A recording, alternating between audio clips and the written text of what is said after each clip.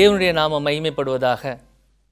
எனக்கன்பான தேவ பிள்ளைகளே, இந்த ஹோப் சேனல் தமிழ் மூலமாக உங்களை பார்ப்பதில், உங்களோடு தேவனுடைய வார்த்தையை சொல்வதில், பகிர்ந்து கொள்வதில் கர்த்தருக்குள் நான் மகிழ்ச்சி அடைகிறேன். எனக்கன்பான தேவ பிள்ளைகளே, இயேசுவின் வாழ்க்கையில் நடந்த தருணங்களை நாம் ஒரு பாடமாக ஆராய்ச்சி செய்து அதில் இருக்கிற ஆவிக்குரிய பாடங்களை நாம் கற்றுக்கொண்டு வருகிறோம்.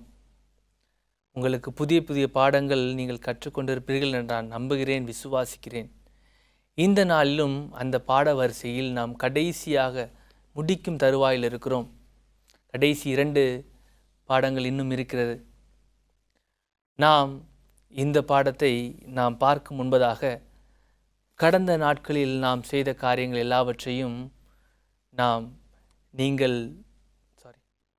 நீங்கள் பார்த்து நீங்கள் அனுபவித்தது மாத்திரமல்லாமல் உங்களது நண்பர்களுக்கும் கர்த்தர் உங்களிடத்தில் பேசியிருந்தார் என்றால் உங்கள் நண்பர்களுக்கும் உங்கள் உறவினர்களுக்கும் இதை பகிர்ந்து அவர்களும் பார்க்கும் வண்ணமாக நீங்கள் வையுங்கள். தேவன் உங்களை ஆசீர்வதிப்பார். நாம் பாடத்துக்குள்ளாக செல்லலாம்.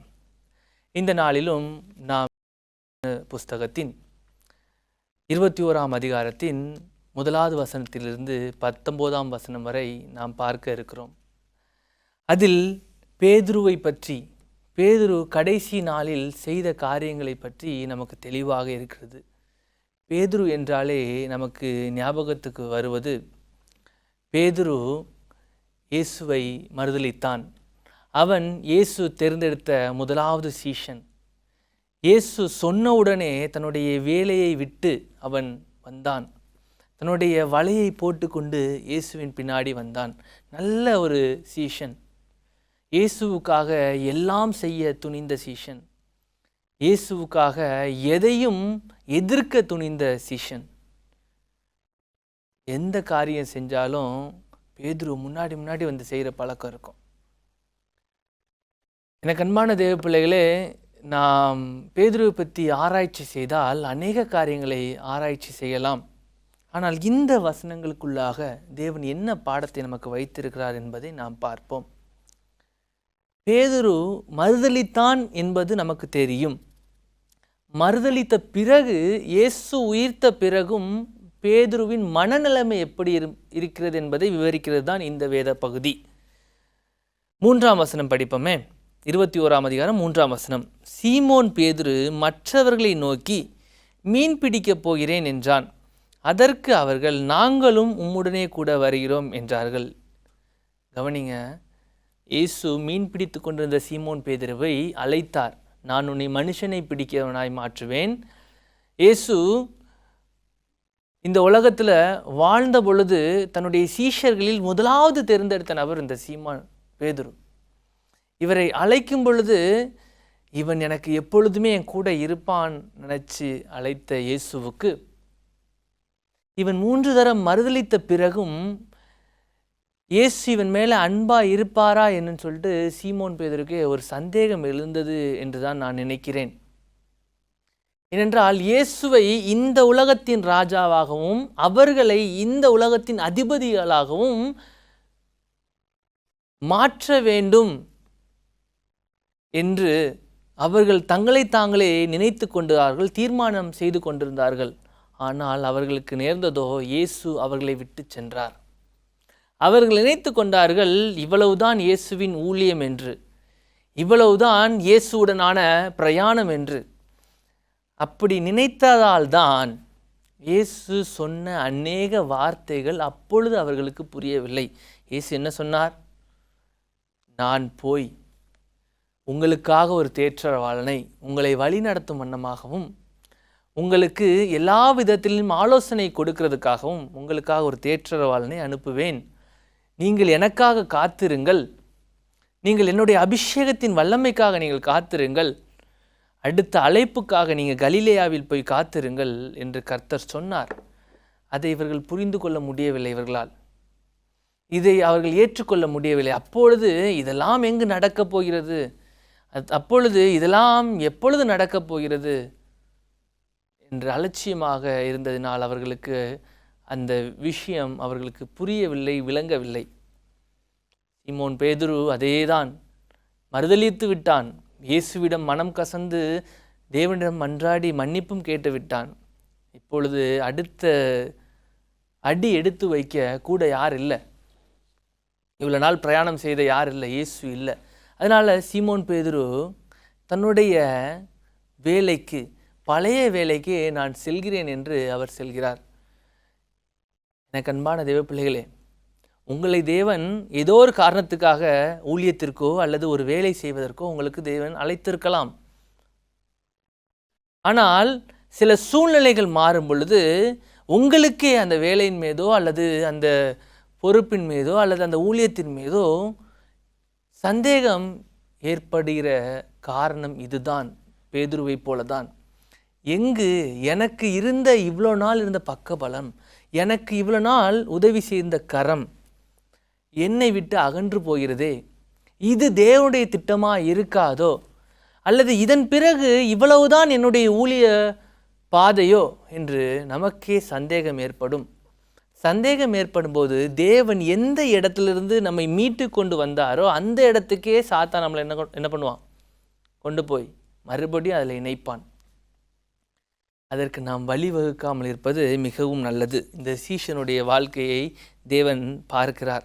பேதுரு மேல் அவ்வளோ அன்பாய் இயேசு இருந்தார்.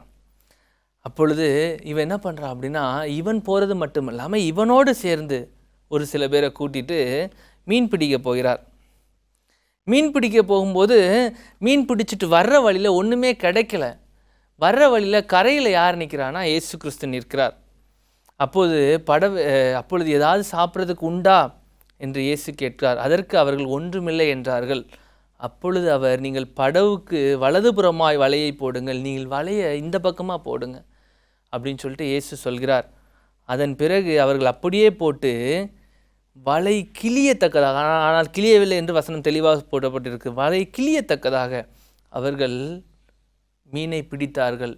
இதை பார்த்து கொண்டிருந்த ஒரு நபர், இவர் யார் என்பதை பேதுருக்கு தெரியலை, இவருக்கு தெரிஞ்சிச்சு. இவர் இயேசு என்று சொன்னவுடன் இவன், ஐயையோ நான் தவறு செய்து விட்டேன் என்று இவன் தண்ணீருக்குள் குதிக்கிறதை நாம் படிக்கிறோம். 9ஆம் வசனத்தை படிக்கிறேன், கேளுங்கள். அவர்கள் கரையிலே வந்திறங்கின போது கரி நெருப்பு போட்டிருக்கிறதையும் அதன் மேல் மீன் வைத்திருக்கிறதையும் அப்பத்தையும் கண்டார்கள். இயேசு அவர்களை நோக்கி, நீங்கள் இப்பொழுது பிடித்த மீன்களில் சிலவற்றை கொண்டு வாருங்கள் என்றார். சீமோன் பேதுரு படவில் ஏறி 150 பெரிய மீன்களால் நிறைந்த வலையை கரையில் இழுத்தான். இத்தனை மீன்கள் இருந்தும் வலை கிளியவில்லை. இயேசு அவர்களை நோக்கி, வாருங்கள் போஜனம் பண்ணுங்கள் என்றார். அவரை கர்த்தர் என்று சீஷர்கள் அறிந்திருந்தபடியால் அவர்களில் ஒருவனும் நீர் யார் என்று கேட்க துணியவில்லை. எனக்கு அன்பான தேவ பிள்ளைகளே, இந்த வசனத்தில் நாம் படிக்கிறது என்னவென்றால், சீஷனாகிய பேதுரு வழி தப்பி போனான். வழி தப்பி போய்விட்டான் என்று தேவன் விட்டுவிடவில்லை. அவனுக்கு தேவன் உதவி செய்கிறார். நீ மீன் பிடிக்க போறியா, நான் அங்கேயும் உனக்கு கூட இருக்கிறேன், நான் அங்கேயும் உனக்கு நல்ல விஷயத்தை சொல்லித்தரேன். எதற்காக? அப்படி என்றால் நாம் வழி தப்பி போகும்போது தேவன் நமக்கு உதவுவாரா? நாம் வழி தப்பி ஆண்டோடைய பாதையை விட்டு வெளியே செல்லும்போது தேவனுக்கு நம்ம உதவுவாரா அப்படிங்கிற ஒரு தவறான கண்ணோட்டத்தில் நீங்கள் இதை பார்க்க வேண்டாம். தேவன் பேதுருக்கு நான் உன்னை எதற்காக அழைத்தேன் என்பதை சொல்லுவதற்கு அவன் மனதை பக்குவப்படுத்துகிறார். முதலாவது அவன் செய்வது தவறு என்று அவன் உணர வேண்டும் அல்லவா? அவன் செய்வது கர்த்தருடைய வார்த்தைக்கு, கர்த்தருடைய திட்டத்துக்கு எதிரான காரியம் என்பது அவனுக்கு புரிய வேண்டும் அல்லவா? அதனால் அவனுக்கு உணவும் சரி, அவனுக்கு வலைக்கிளிய மீனும் சரி, எல்லாவற்றையும் கொடுத்து இயேசு சொல்கிற வார்த்தையை பாருங்கள். 15வது வசனம்.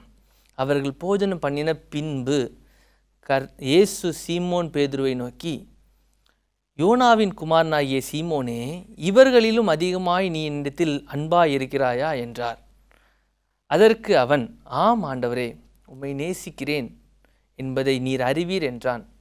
அப்பொழுது அப்பொழுதுங்கிற வார்த்தை நான் ஆட் பண்ணுறேன், என் ஆடுகளை மேய்ப்பாயாக என்றார். முதலாவது வாட்டியா? 2வது வரை 16வது வசனம் சொல்லுகிறது. 2வது தரம் அவர் அவனை நோக்கி, யோனாவின் குமாரனாகிய சீமோனே, நீ என்னிடத்தில் அன்பாய் இருக்கிறாயா என்றார். அதற்கு அவன், ஆம் ஆண்டவரே, உம்மை நேசிக்கிறேன் என்பதை நீர் அறிவீர் என்றான். அப்பொழுது நான் போடுறேன், அவர் என் ஆடுகளை மேய்ப்பாயாக என்றார்.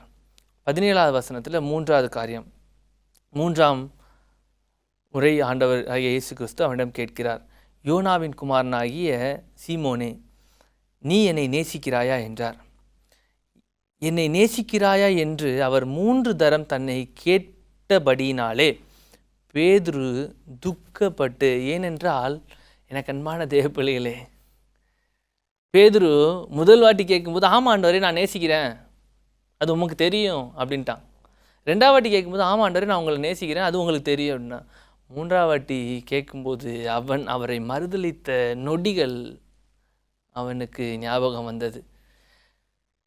நான் ஒரு இடத்துல இந்த பிரசங்கத்தை எடுத்த ஞாபகம் எனக்கு வருகிறது. ஒரு பார்வையில் 1000 அர்த்தங்கள் என்ற தலைப்பில். என்னென்றால், இயேசு பேதுரு 2 பேருக்கு இடையான உறவு ரொம்ப வலிமையானது. ஏனென்றால் இயேசு தன்னை கொண்டு போகிறார்கள் என்று சொல்லும்போது பேதுரு முன்னாடி வந்து, நான் அதெல்லாம் விடமாட்டேன், உங்களை விடமாட்டேன், எங்கே போனாலும் நான் கூட இருப்பேன் அப்படின்னு சொன்னவன். ஆனால் 3 வாட்டி மறுதலிப்ப அப்படின்னு சொன்ன உடனே அந்த 3 வாட்டியும் தவறாது மறுதலித்தவன் இந்த பேதுரு. கடைசியாக மறுதலிக்கும் போது வசனம் சொல்கிறது, லூக்கா புஸ்தகத்தில், அவர் திரும்பி பேதுருவை பார்த்தாராம், பேதுருவும் இயேசுவை பார்த்தானாம். அந்த பார்வையில் எத்தனை அர்த்தங்கள் இருந்திருக்கும். நீ அப்படிலாம் செய்வேன்னு சொன்னியே, நான் உன்னை அழைக்கும்போது இவ்வளோ பெரிய வாக்குத்தத்தம், இவ்வளோ பெரிய பொருத்தனைகள், இவ்வளோ பெரிய எண்ணம்லாம் உனக்கு இருந்துச்சு. இப்போது இந்த சூழ்நிலைகள் மாறும் பொழுது, எனக்கு அன்பான தேவர்களே, ஒரு விஷயத்தை நீங்கள் கவனிச்சிங்கன்னா தெரியும். இயேசு கூட இருக்கும்போது சீமோன் பேதுரு நடந்துக்கிட்ட விதம் ஒன்று, இயேசு தூரத்தில் இருக்கும்போது சீமோன் பேதுரு நடந்துக்கிட்ட விதம் ஒன்று. இயேசு கூட இருக்கும்போது இயேசுவுக்காக நான் நிற்பேன்னு சொன்ன சீமோன் பேதுரு, இயேசு தூரத்தில் இருக்கும்போது இயேசு எனக்கு தெரியாதுன்னு சொல்லிட்டு சத்தியம் பண்ணுகிறார். யோசிச்சு பார்ப்போமா? இயேசு தவிர நமக்கு ரட்சிப்பு எங்கும் கிடையாது. நாம் தேவனோடு இணைந்தால் மாத்திரமே நாம் பரலோக ராஜ்யத்திற்கு சொந்தக்காரர்களாய் மாறுவோம். அந்த நடக்கை நம்மிடத்தில் இருக்கும். இல்லை என்றால் எல்லாம் வாய்ப்பேச்சாய் போயிடும். பேதுருவோடைய வாழ்க்கையை அவன் யோசித்து பார்த்தான். ஆண்டவரே, துக்கப்பட்டு, அந்த வார்த்தையை படிப்பான், அவன் துக்கப்பட்டு, ஆண்டவரே, நீர் எல்லாவற்றையும் அறிந்திருக்கிறீர், நான் உம்மை நேசிக்கிறேன் என்பதையும் நீர் அறிவீர். ஆண்டவரே, நடந்த விஷயம்லாம் உங்களுக்கு தெரியும், நான் செஞ்ச காரியம்லாம் உங்களுக்கு தெரியும், நான் விழுந்த வீழ்ச்சியும் உங்களுக்கு தெரியும், நான் உங்களை மறுதளித்ததும் தெரியும், நான் பேசின வார்த்தைகளும் உங்களுக்கு தெரியும், நான் என்னென்ன பேசினேன், எவ்வளோ துணிகரமாக நின்னேன், எவ்வளோ வைராக்கியமாக இருந்தேன், ஆனால் நான் உலகப்பரமாக இருந்தேனையும் உங்களுக்கு தெரியும். ஆனால் உள்ளத்துக்குள்ளே உங்களை நான் எவ்வளோ தூரம் நேசிக்கிறேன்னு சொல்லிட்டு உங்களுக்கு தெரியும் ஆண்டவரே அப்படின்னு சொல்லிட்டு பேதுரு தன்னைத்தானே பாவ அறிக்கை செய்கிறவனாய், பாவத்தில் குற்றப்பட்டவனாய், மனதிற்குள் குற்றப்பட்டவனாய், பாவத்தை விட்டு வெளியே வர ஆசைப்படுகிறவனாய் கர்த்தருக்கு முன்பாக அவன் சொல்கிறான், ஆண்டவரே, எல்லாவற்றையும் நீர் அறிந்திருக்கிறீர், உம்மை நேசிக்கிறேன் என்பதும் உமக்கு தெரியும் என்றான். ஆண்டவர் சொல்கிறார், எதற்காக என்னை நேசிக்கிறாயா நேசிக்கிறாயான்னு சொல்லிட்டு ஆண்டவர் கேட்டார் என்று நாம் பார்த்தோம் என்றால், பிற்காலத்தில் பேதுரு கடைசி கால சபை, இயேசுவுக்கு பிறகு ஆரம்ப கால சபையை அவன் வழிநடத்த வேண்டும் என்கிற எண்ணத்தில், அவன்தான் தலைமைத்துவமாக இருந்து முதலாவது படியை அவன் எடுத்து வைக்க வேண்டும் என்கிற எண்ணத்தில் கர்த்தர் அவனை திருப்பி கேட்கிறார். 18ஆம் வசனம் சொல்கிறது, ஆண்டவர் அழகாக சொல்கிறார், நீ முதிர் வயதுள்ளவனான போது உன் கைகளை நீட்டுவாய், வேறொருவன் உன் அறையை கட்டி உனக்கு இஷ்டமில்லாத இடத்திற்கு உன்னை கொண்டு போவான் என்று மெய்யாகவே உனக்கு சொல்கிறேன். 19ஆம் வசனம், இன்ன விதமாக மரணத்தினாலே அவன் தேவனை மகிமைப்படுத்த போகிறான் என்பதை குறிக்கும்படியாக இப்படி சொன்னார். அவர் இதை சொல்லிய பின்பு அவனை நோக்கி, என்னை பின்பற்றுவாய் என்றார். ஏற்கனவே பேதுருவை பார்த்து ஆண்டவர் கேட்ட கேள்விதான் இது, என்னை பின்பற்றி வா. சொன்ன வார்த்தை தான் இது, எல்லாவற்றையும் விட்டுவிட்டு என்னை பின்பற்றி வா. எனக்கு அன்பானதே பிள்ளைகளே, உங்களை நோக்கி கர்த்தர் என்று சொல்கிற வார்த்தை என்னவென்றால், நீங்கள் ஆண்டவருக்குள்ளாக நெருங்கி இவ்வளோ நாள் இருந்திருக்கலாம். ஏதோ ஒரு சூழ்நிலைகள், ஏதோ ஒரு கலாமிட்டிஸ் அப்படின்னு சொல்லிட்டு இங்கிலீஷில் சொல்லுவாங்க, ஏதோ ஒரு உங்களால் தவிர்க்க முடியாத ஒரு அசம்பாவிதம் உங்களையும் ஆண்டவரையும் பிரித்திருக்கலாம். அல்லது ஒரு உறவு, ஒரு புதிதாய் உங்கள் வாழ்க்கையில் வந்த உறவு உங்களையும் ஆண்டவரையும் பிரித்திருக்கலாம். எல்லாவற்றையும் உதறி தள்ளிவிட்டு கர்த்தருக்கு முன்பாக, ஆண்டவரே நான் பாவி, நான் பாவிகளின் பிரதான பாவி என்று நாம் தேவனுடைய சன்னிதானத்துக்கு முன்பாக நாம் விழுவோம் என்றால், தேவன் நம்மை ஆசீர்வதிக்கிறவராய் இருப்பார், நம்மை வழி நடத்துகிறவராய் இருப்பார். எனக்கு அன்பான தேவ பிள்ளைகளே, அந்த சூழ்நிலைகள் மாறும் பொழுது இந்த பேதுருவானவன் பாவம் செய்கிறான். இந்த பேதுரு பாவம் செய்ய சூழ்நிலைகள் காரணம் என்று நான் சொல்லவில்லை. ஆனால் நாம் சூழ்நிலைகளையும் நன்றாக வைத்திருக்க வேண்டும் என்று நான் உங்களை வலியுறுத்த விரும்புகிறேன். இயேசு கிறிஸ்து நெருங்கி இருக்கும் பொழுது அவனால், பேதுருவால் எல்லாவற்றையும் செய்ய பலன் இருந்தவனைப் போல் இருந்தார். எல்லா காரியங்களையும் துணிந்து செய்வதற்கு பலன் உள்ளவராக இருந்தார். இது இயேசு சற்று தூரமாக செல்லலை. இவங்க இந்த உலகத்தின் அதிபதிகள் இயேசுவை கொலை செய்ய எடுத்துட்டு போகிறாங்க. அந்த முற்றத்தில் வைத்து அவர்களை அடிக்கவும், அவரை துன்புறுத்தவும், அவரை ஏளனம் செய்யவும் செய்து கொண்டிருந்தார்கள். அப்போது பேதுருவால் நான் இயேசுவின் மகன் அல்லது இயேசுவின் சீஷன் என்று ஒற்றுக்கொள்ள முடியவில்லை. இதை சில இப்போது இருக்கிற போதகர்மார்கள், ஆண்டவர் பேதுருவை பாவம் செய்வதற்கு அனுமதித்தார், அதனால் பேதுருவின் பாவத்தை தேவன் மன்னித்தார் என்று சொல்லி கொண்டிருக்கிறார்கள். உண்மை என்னவென்றால், ஆண்டவர் பேதுரு பாவம் செய்வதற்கு அனுமதிக்கவில்லை. அவனுடைய சூழ்நிலை எப்படி இருந்தாலும் அவன் எப்படி கிறிஸ்துவுக்குள் நிற்பான் என்று சோதித்து அறியும்படியாக அந்த சூழ்நிலை அவன் வாழ்க்கையில் கடந்து வந்தது. ஆனால் பேதுருவோ வென்றால் விழுந்து விட்டான். நான் யூதாசை பற்றி பேசும்போது இந்த விஷயத்தை சொன்னேன். பேதுரு இதை செய்தது என்னவோ தெரியாமல் செஞ்சிட்டான்னு சொல்லலாம். செஞ்ச பிறகு அவன் என்ன செஞ்சாங்கிறதா விஷயம். மனம் கசந்து அவன் அழுகிறவனாக இருக்கிறான். ஆண்டவரிடம் பாவ மன்னிப்பு கேட்கிறவனாக இருக்கிறான். பிற்கால சபைக்கு பேதுரு ஒரு தூணாக மாறும்படியாக, நான் எந்த அளவுக்கு இவ்வளோ நாள் இயேசுவை உலகத்தின் இரட்சகராக, அதாவது உலகத்தின் இரட்சகர் சொல்ல விட இந்த உலகத்தின் ராஜாவாக, இந்த நாடு, இந்த ரோமாபுரி அல்லது என்னை சுற்றி இருக்க யூத ஜனங்களுக்கு இரட்சகராக, அதில் நான் ஒரு அதிபதியாக, அதில் நம்மளுக்கெல்லாம் ஒரு பதவியோடு நாங்கள் இருந்து விடலாம் என்று நாங்கள் நினைத்தோம். ஆனால் உண்மையை புரிந்து கொள்கிற நேரத்தில் பேதுருவானவன் எல்லாவற்றிற்கும் மேலாக அவன் அப்போஸ்தலர் நடவடிக்கைகள் நீங்கள் படிச்சிங்கன்னா தெரியும். அவன் செய்த பிரசங்கத்தில் எத்தனை பேர் ஒரே பிரசங்கத்தில் ஆண்டவரை ஏற்றுக்கொண்டார்கள்? அப்படி என்றால் அவனுடைய பிரசங்கம் எவ்வளவு வல்லமையான பிரசங்கமாக இருந்திருக்கும். அவனுடைய அனுபவத்திலிருந்து அவன் பேசினான். எனக்கு அன்பான தேவப்பிள்ளை, நான் ஏன் பேதுருவை பற்றி இவ்வளவு தூரம் நான் சொல்கிறேன் அப்படின்னா, நாமும் ஆரம்ப காலத்தில் இயேசு அழைத்த காலத்தில் நாமும் மிக உற்சாகமாக இருந்திருப்போம். இயேசுவுக்காக எதையும் செய்யலாம் என்று துணிந்திருப்போம். வாலிப பிராயத்தில் ஒருவேளை நாம் இயேசுக்குள்ளாக நம்ம நல்லபடியாக இருந்தாலும், காலம் எப்படி வேணாலும் மாறும், பாவம் எப்போ வேணாலும் வரும், சோதனையின் காலம் எப்போ வேணாலும் வரும். நான் அப்போ காத்துக்கிட்டேன் என்னுடைய ஜீவியத்தை, இப்போ வழி தப்பி போயிட்டேன். அப்போது நான் தப்பி இருந்தேன், இப்போ நல்லவனாக இருக்கிறேன். இதெல்லாம் இங்கே விஷயமே இல்லை. நீங்கள் இயேசு வரும்பொழுது அல்லது உங்கள் மரண படுக்கையில் அல்லது கடைசி நொடியில் நீங்கள் எப்படி இருக்கிறீர்கள் என்று தான் நிச்சயம். இந்த பேதுரு முதலாவது ரொம்ப சந்தோஷமாக, ரொம்ப வைராக்கியமாக இருந்த பேதுரு திரும்பி பாவம் செய்கிறார். அதன் பிறகு இயேசு தன்னை சந்தித்த உடனே அவன் குற்றப்பட்டவனாய், அவன் இருதயத்தில் குற்றப்பட்டவனாய் அவன் மாறுகிறான். மாறி பாவ மன்னிப்பை கேட்கிறான். கடைசியாக ஒரு சில வசனங்களை படித்து நாம் முடித்துக் கொள்வோம். 1 யோவான் 5:16 மரணத்துக்கு ஏதுவல்லாத பாவத்தை தன் சகோதரன் செய்ய ஒருவன் கண்டால் அவன் வேண்டுதல் செய்ய கடவன். அப்பொழுது அவனுக்கு ஜீவனை கொடுப்பார். யாருக்கு? நம் சகோதரர் யாராவது பாவம் செய்தால் அவனுக்காக நாம் என்ன பண்ணுமா? வேண்டுதல் செய்யணுமாம்.